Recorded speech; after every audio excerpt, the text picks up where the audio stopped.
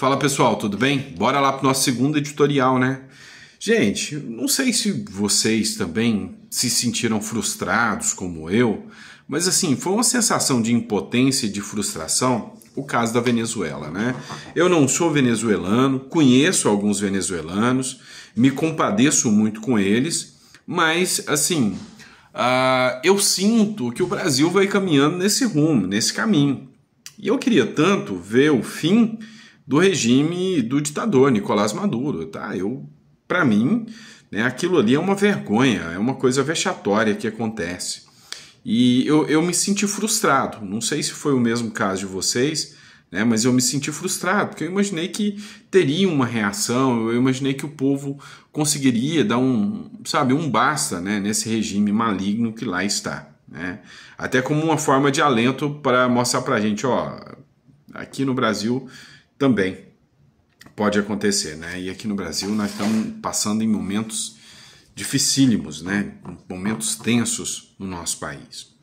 Mas enfim, nós vamos falar exatamente sobre isso. Dessa vez eu vou te trazer para a tela do celular, que eu quero comentar e vou mostrar alguns pontos para vocês aqui, inclusive de situações que foram questionadas. Tem um deputado, o deputado Sanderson, o cara é muito inteligente, o cara é realmente um cara ímpar. Eu conheço pessoalmente o Sanderson, né? Fui apresentado pelo capitão Alberto Neto, a gente trabalhou junto em algumas pautas, inclusive deu apoio em algumas pautas pelas pessoas com deficiência, né? Eu agradeço ao Sanderson por isso. Vem para o meu computador que eu quero mostrar o que ele falou sobre o Maduro. Pessoal, eu fico impressionado como tem alguns petistas que não querem enxergar a realidade. Alguns dizem que o Lula não apoia o regime do Maduro, não é apoiador do regime de Maduro. Agora eu te pergunto, numa época que se sabe que terá uma eleição fraudada, né, uma eleição totalmente fora do contexto, né, todo mundo viu o que aconteceu lá, você manda spray de pimenta. Spray de pimenta serve para quê? Para persuadir, né, dissuadir manifestantes. Ou seja, reprimir o povo. Olha só, o Sanderson escreveu aqui. Ao autorizar a venda de 20 mil frascos de spray de pimenta à ditadura venezuelana, justamente no período que antecedeu a eleição de Maduro, o governo Lula provou sua associação ao ditador e lealdade ao regime comunista. Não precisa ser especialista para saber que esses artefatos são usados unicamente para repressão e a manifestações populares. A propósito, se ele tinha 20 mil frascos em estoque sobrando, por que não usaram um único spray de pimenta para conter as invasões do 8 de janeiro? Boa pergunta, né? Pergunta que eu acho que nós, brasileiros, né, cidadão médio, nunca, mas jamais terá resposta. Ainda sobre o regime Maduro, é necessário informar que o Donald Trump declarou apoio total a Maria Corina Machado e disse que ele exige, né, a imediata liberação da Maria Corina quando ela foi presa, ela já foi liberada, e que os organismos internacionais têm que observar, né, e defender a segurança, né, dos opositores do ditador Nicolás Maduro. Inclusive, pessoal, tá espalhando aí, tá circulando um vídeo fora de contexto. Não é que é uma fake news, mas é um vídeo fora de contexto. O Donald Trump, lá no seu primeiro mandato, ele disse que não descartava o uso das forças militares contra a Venezuela, né? Mas acaba que esse é um vídeo antigo, é um vídeo do Donald Trump enquanto ele ainda era presidente dos Estados Unidos, né, no seu primeiro mandato, e infelizmente não fez nada. Falou, bravatou, mas não fez, né? Quem sabe, se tivesse feito alguma coisa, hoje esse regime canalha do Maduro não estivesse aí. Mas olha só, a Maria Corina agradeceu, falou, valoramos profundamente o seu apoio inquebrantável pela luta na Venezuela. Então, foi o agradecimento dela ao Donald Trump, que, declarou aí apoio à Venezuela. Vou até colocar aqui, vou fazer a leitura da nota da Maria Corina para vocês. Presidente Trump, valoramos profundamente o seu apoio inquebrantável à luta da Venezuela por nossa democracia. Com uma coragem extraordinária, o povo venezuelano desafiou o medo e a brutal repressão. mantendo-se unido e firme frente a um regime criminoso, desesperado por manter-se no poder para evadir a justiça.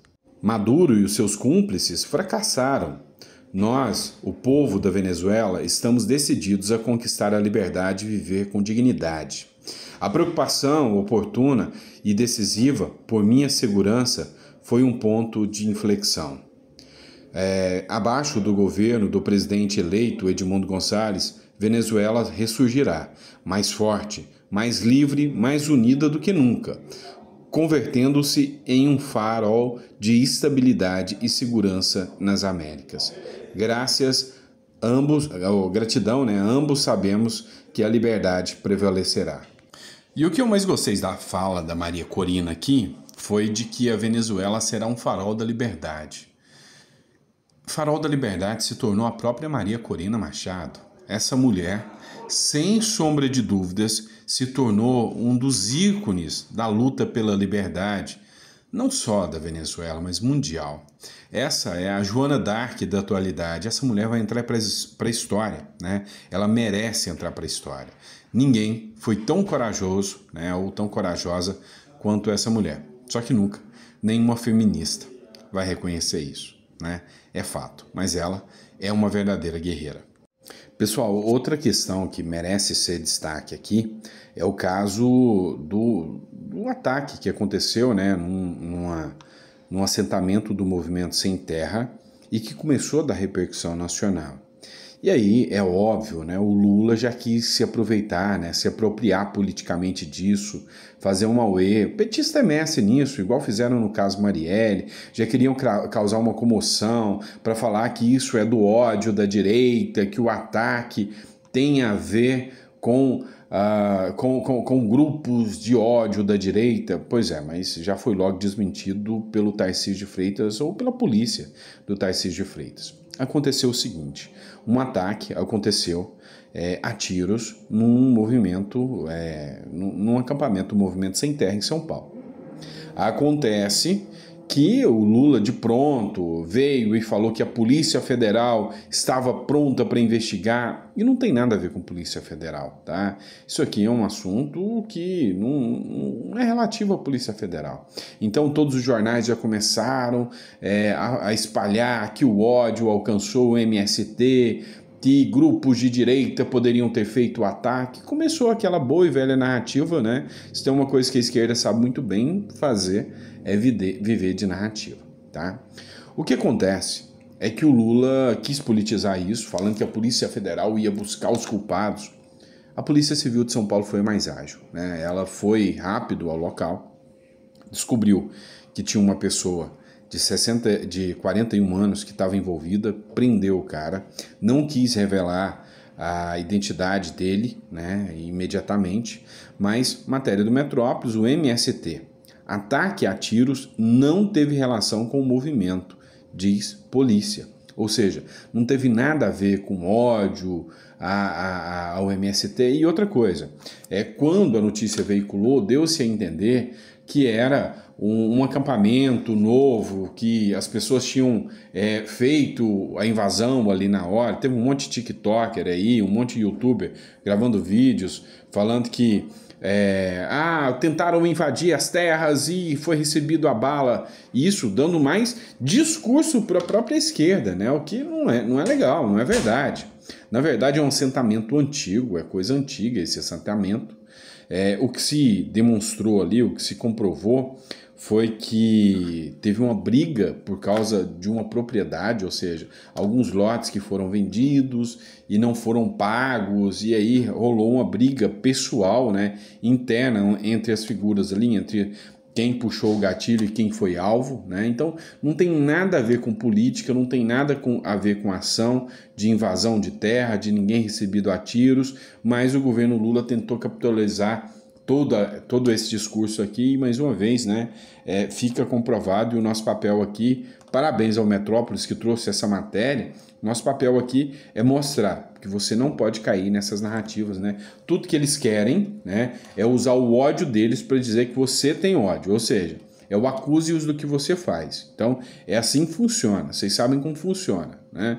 Então, assim, não teve nada a ver, absolutamente nada a ver, né, com questões do movimento, tá? Teve a ver com brigas pessoais, e aí o que se tem que saber é como que é, né, essas divisões de terras, de lotes, por que algumas pessoas realmente brigam por esses pedaços de terra, quem é o proprietário, quem é o dono, a que fim se dá, tem alguém que é explorado, não é explorado.